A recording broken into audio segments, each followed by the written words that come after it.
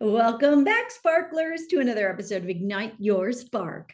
I'm your host, Kim Duff Selby, and I am so happy to be igniting your spark today with my guest, Lauren Morgan.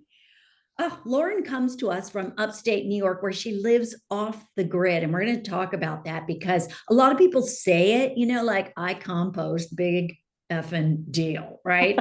Lauren lives off the grid, and that is a big effing deal.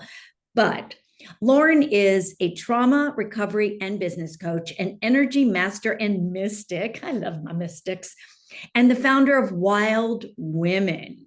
You know, I love wild women. I love wildness. I love mystics. I love mysticism. I love the woo. I love it all. And Lauren did start her journey, a healing journey through a series of personal struggles. We won't say exactly what that was, but she can go into it if she wants. But she has done a lot of healing practices throughout her life, including things like Ayurveda, hypnosis, meditation, shamanism, energy work, and core belief work. So she has healed her own childhood trauma in order to help others, because we always teach what we have learned, even if you don't realize it. We will go into your beautiful story. I want to welcome you, Lauren. Thank you, thank you, thank you. Thank you, Kim. I am so excited and honored to be here. What an introduction. Thank you so much. Oh, I just was delighted when we got connected because I love your sense of humor and I love everything about you. And it's funny, when I looked at your picture, I was like, oh, I know her, even though I don't, but I do. It was wonderful, so wonderful. Before we get into you, your work, living off the grid, I would love to know, how do you ignite your spark?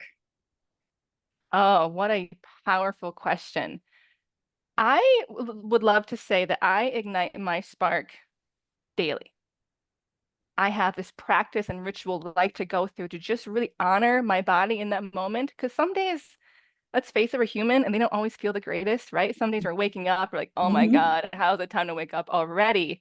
So I just honor my body. I honor my energy. I honor what's going on around me. And I just sit with myself, give myself some love, and I say, what do I need in this moment to ignite my spark? Perfect. It's different every day, I imagine. Yes, absolutely. Some days I'm ready to go and I just kind of honor that. And other days I need a little more nurturing. And Yeah. so it's just when you really listen to the language of your body, every day is just so amazing. I agree with that. And I do think that our spark can start off ignited during the day and then go down a little bit. And then we need to go out in nature. And that's my big tip for everybody.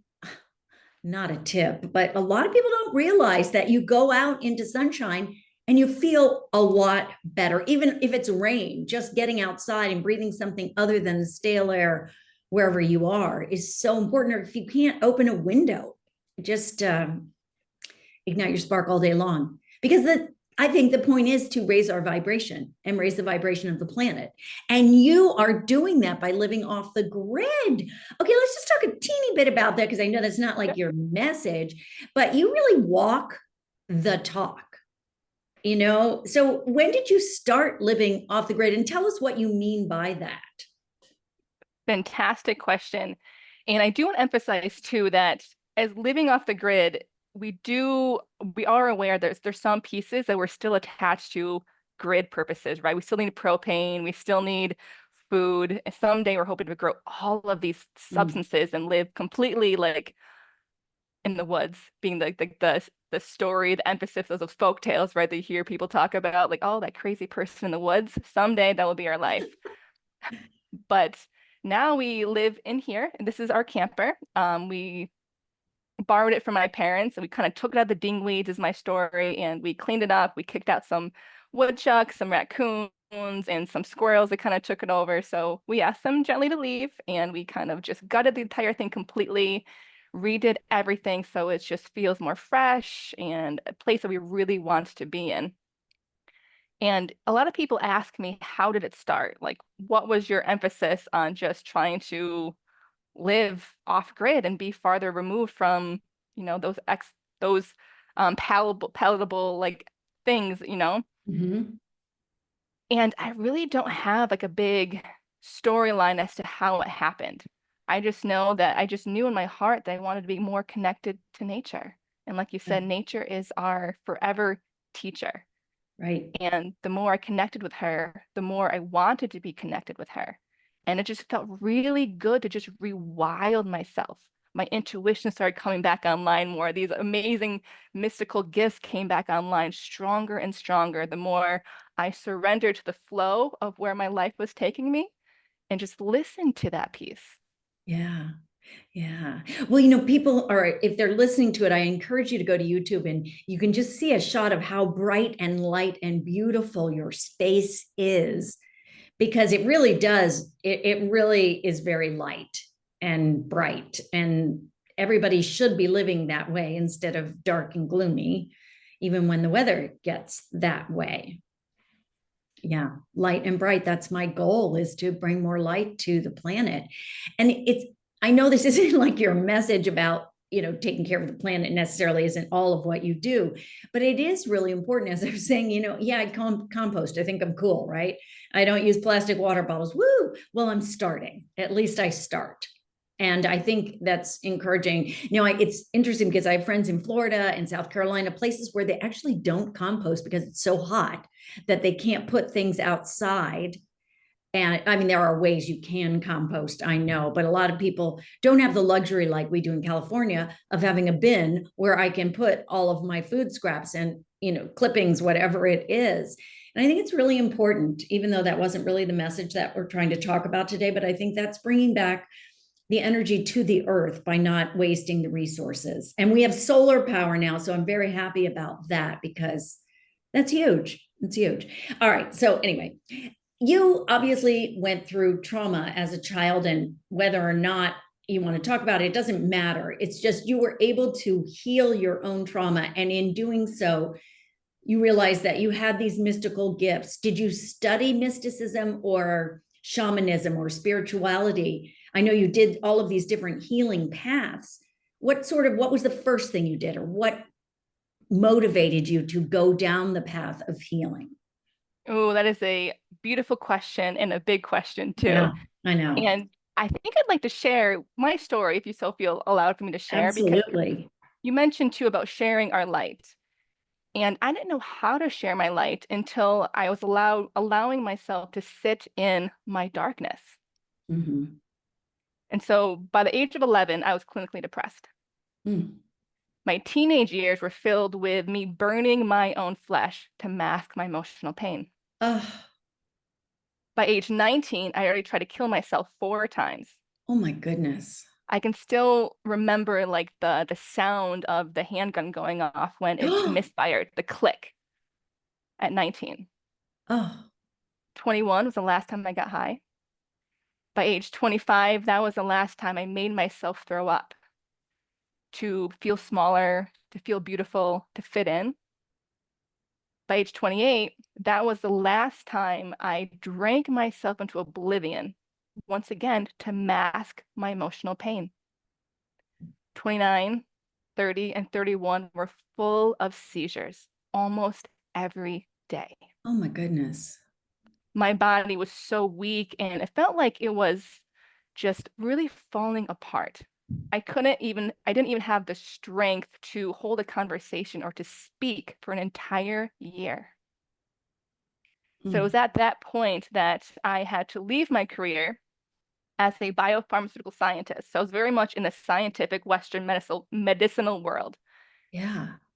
And with my body feeling like it was failing me, I had to leave that job, that career, and was at the standing point of what the hell do I do next? Right. And I realized I needed to focus on myself, on my own inner healing. And I remember this turning point that I had. It was very dramatic. I'll share it with you. I was walking my dogs in the field behind my house. We have 5 beagles now, but at the time we only had 3. And I can remember this day just so vividly. The sky was bright blue. The grass was about waist high, and there's like this perfect temperature. And as we're walking through the grass, my dogs were just having so much fun, just jumping through the grass, their heads just bobbing up here and there, filled with so much joy. And in this moment, I'm watching them and I get filled with so much emotion. but Mm. not the good emotion. I was jealous. I was Mm. angry. I was really kind of pissed off because I realized in that very moment, I had not felt genuine joy in a long, long time. Mm. Wow. And I felt the ground screaming and crying and releasing these animalistic noises from my entire body. As I'm falling to the ground, I reached two middle fingers up to the sky and gave God, source, universe, creator a giant fuck you. That's how much pain I had in my body. Mm. That's how much anger I was holding on to, how much resentment I was holding in my body. And through all this releasing and crying and screaming, this very gentle and sweet voice came through. And it told me that life was not meant to be this difficult. Mm. Life was not meant to be this painful. So it was in that very moment that I made the first promise to myself that I ever had before to heal myself unconditionally, without judgment, without restraint, without fear of what might happen next, to fully surrender the healing of me. Because I also realized in that moment that for me to help heal the world, I needed to heal myself first. Yeah. Thank you for being so vulnerable and sharing that. I'm curious, did something precipitate your clinical depression, or were you born that way, which you probably were born that way, but was there something that happened that landed in your body creating this? Yes, that is a profound question. And through the promise I made to myself to fully heal, I started finding shamanism and Ayurveda and hypnosis and all these wonderful modalities. And during this uncovery process, I realized that everything was connected. The physical pain, the emotional pain, the spiritual pain, the discomforts that I was placing on myself, it was all connected to when I was 6 years old when I was raped. Okay, that'll do it. Yeah. Yes, and this was something that I had been aware of for since my teenage years. It came out during puberty, right? We're trying to figure out our bodies, and that's when I learned that I had experienced rape when I was 6 years old. And you didn't remember consciously. Correct. It came back pieces by pieces. So I'm always gaining new memories of it, Uh-huh. and always becoming more aware of different pieces of it. But the healing process is really amazing because now as I do uncover more pieces, it doesn't destroy me. I can Mhm. greet it with love and compassion, like, oh, okay, this is coming to me right now because I need to know this in this moment to release a limiting belief, to release conditioning, to further elevate my consciousness, my awareness, and my gifts and of service into this world. Yeah. Was your family aware of what had happened to you and kept it silent, as you hear about so many times, or were they unaware? They were unaware. Oh, My mom found out. It was funny. I was on the phone with a friend, and back when like our mothers would kind of pick up the other line and try to yeah. like hold Yeah. it, pretend they're not there, we could hear their breathing. Yeah. Yeah. And I was telling a friend online about it. This was the very first time, and she was on the other end. And when I came downstairs, she confronted me asking if it was true. And I thought she was talking about some of the other secrets I was sharing with my friend on the phone. But so that's how it came forward. But deep down, she did know, she did say later that she had this intuitive sense that something was really, really wrong. It's just sometimes people don't know how to start opening that door, Yeah. how to Yeah. start talking about it. Was this someone you knew? It was my uncle. Yeah, I figured it was a family member. That's what, oh my gosh. Wow. I mean, that's intense. It's like a movie of the week kind of thing, intense, and a book and all that. And the fact that you were able to um, move past it obviously is testament to your strength and the reason that you're here, the reason that you came to Earth at this time. It didn't happen to you, it happened for you, as you know now. It Yes. did happen to you. It happened for you to enable you to unleash your inner gifts so that you may share with others. How do you work with people? Do you work mostly with people who have undergone trauma such as that? Generally, yes, because I can hold such a very large container of pain, of discomfort, because I've been there myself. So I've always admired those leaders who have a few battle scars of their own. And I Yeah, realize I have become that leader with battle scars. And absolutely. I wear them with just really deep compassion because I understand what it feels like to go through those pieces, but I also understand what it feels like to move through those pieces, because it's Yeah, in that pain you can uncover some of your most biggest strengths. You flip them. You don't right, let them hold you back anymore. They become your freaking superpower. right. So you were 32 about when this sort of breakthrough occurred. What was the first modality you tried that you found that actually helped you? The first modality that I found was shamanism. And I Mm, realized that I was already really practicing a lot of it without even knowing what to call it. yeah. Did you actually study with a shaman in order to learn shamanism, go to a shaman, how, or self-exploration? All of the above. Okay. Yeah. And so it's like this intuitive pull where I call it the cosmic trail of breadcrumbs, right? Because one Yeah. piece leads to the next and leads to the Right. next. And I think that's a really important takeaway for everybody, is that having the big picture is amazing, but what's really helpful is if you keep asking the universe for what is the next tangible step. Mm-hmm.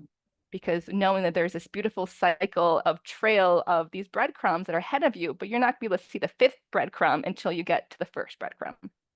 Right. Right.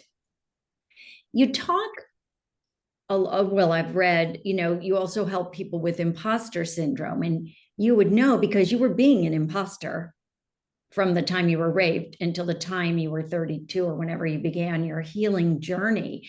And we all face, every single human faces imposter syndrome, perhaps not as intense as you. But I mean, I have imposter syndrome. Who am I to be talking to a group of people about blah, blah, blah, whatever it is? How do you help someone unleash imposter syndrome? Amazing question. And first thing I generally ask people is, have you ever heard the term fake it until you make it?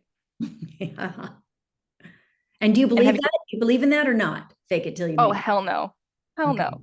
And that's the second part of the question, is that have you allowed yourself to try to give yourself this false sense of confidence by saying, I'm going to fake it until I make it? Because Hmm. if you're always telling yourself you're faking it, Mm. how are you ever going to feel embodied? How are you ever going to feel like you're not an imposter if you're constantly allowing yourself permission to fake it? Okay, I really like that answer because I have used that in the past when talking to people or coaching people, but I realize that what I think I need to I haven't used that for quite some time, but I think it's important to reframe it to you can put a smile on. And that's not really faking it, but it does something physiologically to you when you actually smile instead of frown. So would you consider that faking it? Or would you just consider that a way of getting somatically into your body? That's how I look at it. It's sort of making it change, transferring the negative to a positive, maybe. I think it really depends on the situation and what you're really trying to like bring forward. Because if you know you're kind of feeling this slump right now, and I'm not feeling really confident in myself, but I want to try to shift something. And if you know that smiling releases endorphins in your body, right? Yeah, It yeah, it triggers something to make you start feeling good, but you're not telling yourself that it's not okay to yeah, feel disencouraged, right? Because it's really about allowing ourselves to feel exactly what we're feeling. And it's okay not to be brave all the time. It's okay to right, have discomfort. It's okay to be bad at new things. right. But if putting a smile on your face helps you move through that with still loving yourself through that process, I say go for it. Yeah. But if you're only smiling to try to trick yourself and trick people to making them think and making yourself think that you're got it all together, then that's still allowing yourself to be that imposter. I also feel like there are some times that you need to call on that inner goddess, even if you don't feel she's there, right? Yes. And I guess we just need to reframe that from faking it to make it to calling on something that you know is internal that will help you become who you need to be in that moment. Does that make sense? Oh, 100%. And I guide a lot of people through this like visualization process, right? You allow Oh, yourself to sit down, you close your eyes, maybe even unbuckle the top button of your pants to really breathe deeply, right? yeah. Just kind of feel Yeah. that embodiment, allowing yourself to take up space. And then with your imagination, your third eye, your deep knowing, you allow yourself to see her, to see Mhm. them. What do they look like? Just observe them. What do they feel like? What are they wearing? How do they speak? How do they hold themselves? What are their mannerisms? Mm. And you really start to open this dialogue and just becoming really completely aware of this beautiful, all-knowing individual, this being in front of you. And the next step, here's the trick part, is that you allow yourself to step into that being. You don't keep it separate from yourself because you are them. They are you. And that's the whole embodiment piece of allowing them and allowing you to merge as one magnificent, beautiful creature, entity, being that we are here to serve. Mm. And by calling that in, allowing yourselves to become this one really powerful energy, oof, you are a force to reckon with in the best way possible, of course. Now, I don't know about anybody else, but I went there in my head. That we were just guided beautifully to recognize that inner goddess. If you are a female or a male and you like your goddess side, that's cool too. And I think that was very special. And I imagine my sense is that you've taken all of the practices and modalities because you almost hypnotized me there too. You take all of the things that you've learned and combine them into the Lauren way of being. Yes, I call it wild wisdom coaching because we're just bringing ourselves back to the wild, to our nature, to our true essence. And really, when it kind of comes down to it, is that meditation, hypnosis, shamanism, they all work with these altered states of consciousness. Mm-hmm. So I don't really care like what we really call it per se, because there's all these really magnificent tools in different directions we can go in, but it all boils down to working with our subconscious and allowing ourselves to get behind the mind, behind the ego, and allowing our true self, our true spirit, our soul do the talking. Mm. Yeah. And that is something that I have uh, personally not done enough of. And I think most people, we think we do. We superficially meditate or we superficially, yeah, me. And we don't go deep enough because it's sometimes hard and uncomfortable. And we all know that our body likes comfort and goes Oh, right yes. where it wants to be living.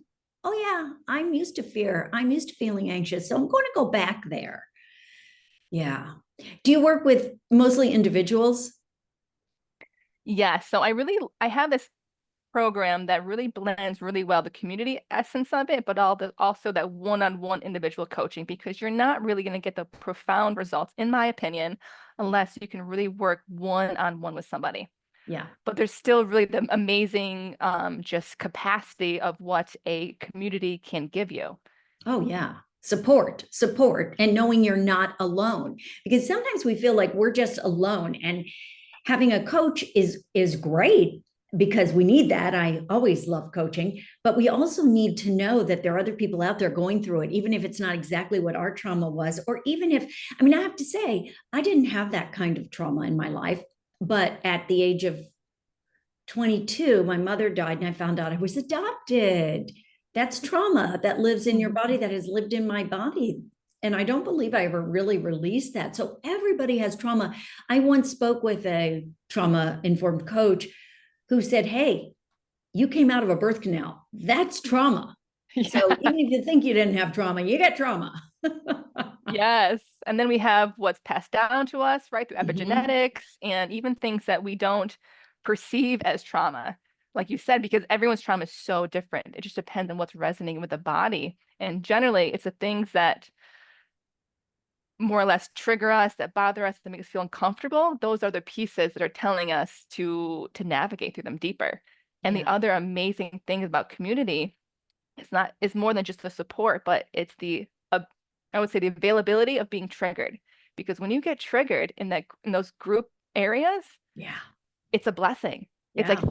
thank you. Thank you for showing me what is inside of me that still needs to be worked on. And it's up to me to decide if I want to work with it now, maybe later, or it's my own free will to say, I'm not touching that. But Right. we have this ability to say yes when we want to and no when we want to. That's really powerful in itself, is just saying yes and no. Mhm. My sense is that until now, when we are entering this new dimension, this new age, that 90% of people hide their traumas or keep them hidden or don't realize that that's what's causing this, thus such an ailment or depression or whatever it is. And that now more and more people, such as yourself, are coming into the light to share the light, because it's time for us to release the trauma. Because if we don't release the trauma, then the light isn't going to be there in the universe. We're going to keep it down with the darkness. Yes. It's something I felt inclined to say. No, I definitely get what you're saying, and I think it's very much true. And if I can share a little secret with you, Yes, please. so this is also a personal aspect, but just shows just the importance of doing our own self-healing and just really elevating ourselves, elevate the world, is that in my 20s, a lot of people were kind of pressuring me to have a baby, right? Because you're in that time of your life to have children. And during my 20s, I knew that I could not have children because I was not healed enough. Mhm. I did not want to pass that on to my child, my baby, because I was more or less a walking trigger. Mhm. Yeah. And I just knew that if I was to allow myself to have a child, I could get to this triggered moment where who knows what could have happened. Yeah. Oh my goodness. I can't even imagine. And you are married, you have a husband, and you live together in your off the grid land. Now, I think that's a little early in the 20s to think about having babies, but I know you grew up in a farm community and it's probably a small town and people did that. But I'm like, oh, I didn't have my kids till I was in my 30s, mid to late 30s, so I would never, suggest someone jump into that. You're right. You do have to know that it's the time is right. We won't go into the children thing because some people have them and they don't, and the time is not right, and they still have them. But that's cool. Everybody's on their path. But Lauren, talk about how your dream. I love your dream that you told me that you wanted to renovate. Tell me how you and your husband see yourselves. Yeah, so first I want to ask you a question. Have you ever heard of Mrs. Frizzle, her wild red hair, and the stories of the magical school bus? Oh, of course. Yes. Yeah, so ever since I read those books, I just knew I was meant to live in a school bus. Like it had to happen. And this was, early on in life. And now I'm very excited to say that we are in the middle of making our own adventure mobile, our own version of the magical school bus. And we're going to travel the country, living on the school bus with our 5 beagles and just go around the country, leading ceremonies, having this virtual business, and just living just freely and just going wherever the hell we want and doing what we feel called to do and saying yes with what feels right and saying no to what doesn't feel aligned. Oh, I love that. You are really, truly a free spirit. Your spirit is free, has become free, even though it was locked down in trauma for so many years. It's just beautiful that you are able to express that now in the way that you do and in the way that you will continue to do. And I really look forward to getting on board that magical school bus when it comes to California. Yes, please do. I'll have to arrange something. You can come for a ride. Oh, absolutely. I'm all about the magic, the unicorns, the fairies, all of that stuff. For now, Lauren, where can people find you? The best way to find me is on my website, which is wildwisdomcoach.com. And if you want to book a call, wildwisdomcoach.com/booking. I love it. Is there anything else you feel moved to share with our sparklers today about unleashing your inner light? Ooh, yes.